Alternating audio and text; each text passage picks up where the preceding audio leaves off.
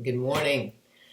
I am wanting to bring some more from Dietrich Bonhoeffer today because of the violence that he was living through. And also, just to say, this is Pentecost Sunday. This is the Shavuot was over last night, but this is the day that Christians took up to celebrate Pentecost because it's a Sunday. Anyway, we're still waiting for what the Lord is doing. He's shifting things for sure. During all of this chaos that we're seeing around us, there is going to be an awakening. Every time there's a major awakening, it's in the midst of chaos and horrible situations. So, I'm tonight. I'll be a part of an event called Beyond Our Walls. I'm going to participate in. Which is a massive meeting of 50 different churches on in a parking lot with your cars. Anyway, it's going to be cool. I went to one in March, and they're having it again today at 6 o'clock at the Franklin Ag Center. It's going to be awesome. Just we need to be together, obviously, and it's going to be wonderful. I look forward to that. There's a lot of ministries tonight having special forums and prayer times. I know Lance Wallnow's having about 5 guests on and some kind of, it's a webinar. He's doing, that's the venue for that. It's a webinar. Other ministries, check out what your ministry is doing because a lot of people are doing something online tonight. So God is bringing His body together. It's an amazing, unprecedented time. I talked about the Zoom that I saw from Jerusalem this last week with Chinese, Japanese believers unified, different streams coming together from just in America. It's amazing what God's doing. So lots of hope. And at the same time, and I was in a Republican Party meeting this yesterday. It was the opening of a new headquarters here in Columbia. Oh my goodness. It was like being in church. We pledged allegiance to the flag, and I couldn't help but start crying. I had to catch myself. It was like, I'm standing there there were probably 75, 80 people at least in the room. And I about lost it just saying the Pledge of Allegiance. We turned toward the flag, put our hands on our hearts and said the Pledge of Allegiance. Oh, it was wonderful. And then then they opened the meeting with prayer after that. And the man who prayed obviously was losing it too. He had to pause a minute. He was about to cry. Just in gratefulness to God for like-minded people, for the preserving of our nation, and asking Him to continue to preserve our nation. Oh, it was awesome. And anyway. So there's lots of hope, and I want to read to you from Dietrich Bonhoeffer's writings and Eric Metaxas about Bonhoeffer this morning because I want to just set a stage here. Remember the night in Germany called Crystal Night? It was so named because it was a night of looting of all the German shops and arresting 30,000 Jewish men and taking them off to prison camps. And this happened in 1936. Let's see. Is that right? Yes, in November 9th and 10th, 1936. But I want to go over just a few main points of the history before we get there to see what led to that violence. And I read recently that there's a woman, her last name is Piven, I believe, from the 60s. She's a far left lady. And from the 60s, she's been saying we need chaos. We've got to have chaos in order to overthrow the economy of this nation in order to bring in our agenda, which is socialism. Anyway, it started even before that, but there's blatant statements by her that we need chaos. We need to bring in economic collapse of this nation before we can bring in socialism, communism. I just want to go over a few details here. Hitler came to power. He was handed the government in 1933 because of the Great Depression that happened in 1929. worldwide depression. Hindenburg was the chancellor of Germany at that time, and there was so much depression because of the depression. There was so much chaos starting up that he just handed the government to Hitler. Now, before that, Hitler, in the 1920s, he took up the Nazi Party headship in Germany, kind of started it, got it going. 1923, he stood up with a revolver in his hand in a beer hall and said, "We're going to have revolution." He was arrested, and that's when he wrote his famous, what would you call it, treatise called called Mein Kampf, means my struggle, which has always been interesting to me because jihad means struggle. Little a side note there. So he spent time in prison. So after that, 1925, he wrote that it was published, Mein Kampf. So after he was let out, he established the Hitler Youth and the SS. There were 200 men in the SS in 1929. Okay, 1929, worldwide depression. 1932 is when the Chancellor Hindenburg handed the government over to Hitler. In 1933, the Third Reich was established. Okay, and many in his party called it the 1,000-year Reich because they believed it was going to have a millennial reign. Sound familiar? So in 1933, also, concentration camps began to be established. And this is really early. You know, the end of World War II is 1945, when all these prison camps were liberated.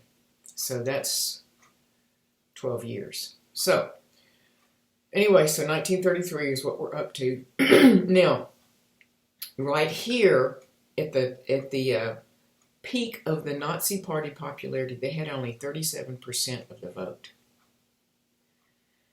Now that's a wake-up call to us.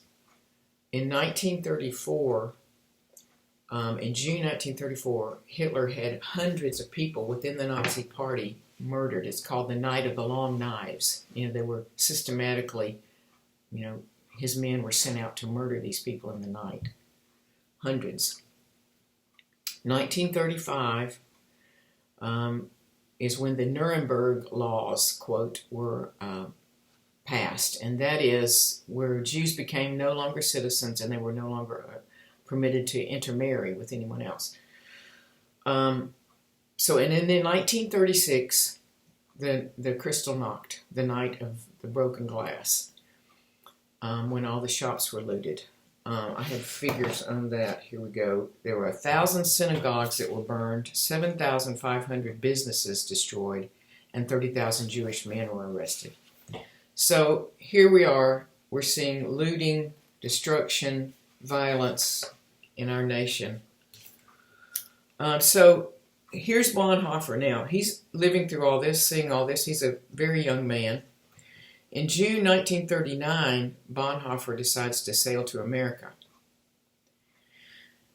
No sooner does he get on the ship than he begins to sense, this is Eric Metaxas, no sooner does he get on the ship than he begins to sense that he may have made a mistake. 26 days after he lands in New York, he sails back across the Atlantic to an unknown fate. He feels that God is calling him to stand with his people in this time of their great trial. Okay?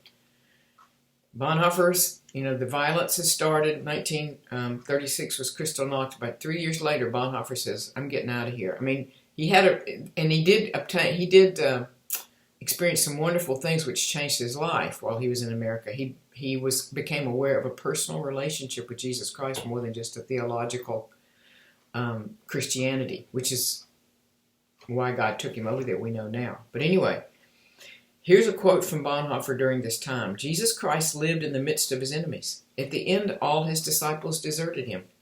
On the cross, he was utterly alone, surrounded by evildoers, not by his friends, and mockers. There were a few of his friends there, but he was surrounded by evildoers and mockers. For this cause he had come, to bring peace to the enemies of God. So the Christians too,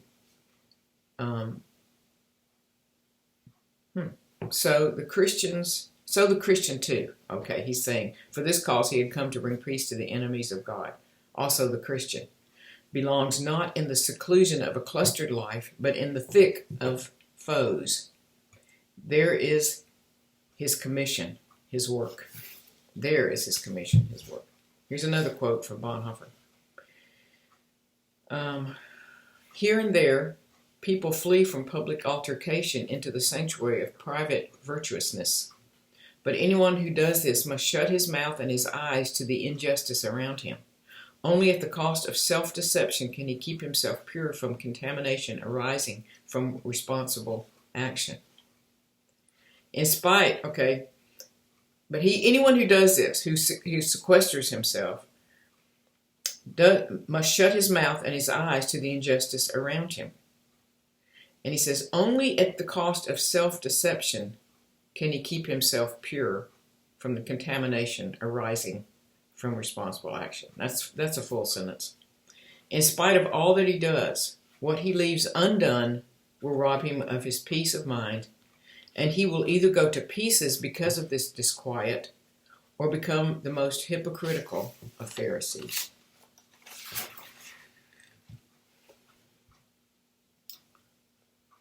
Bonhoeffer believed, this is Eric Metaxas, believed the Nazis got the upper hand in Germany because the church had been merely religious. And here's a Bonhoeffer quote. I'm discovering right up to this moment that it is only by living completely in this world that one learns to have faith. In so doing, we throw ourselves completely into the arms of God, taking seriously not our own sufferings, but those of God in the world, watching with Christ in Gethsemane.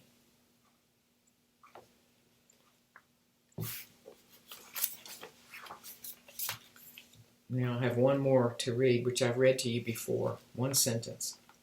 To renounce a full life and its real joys in order to avoid pain is neither Christian nor human.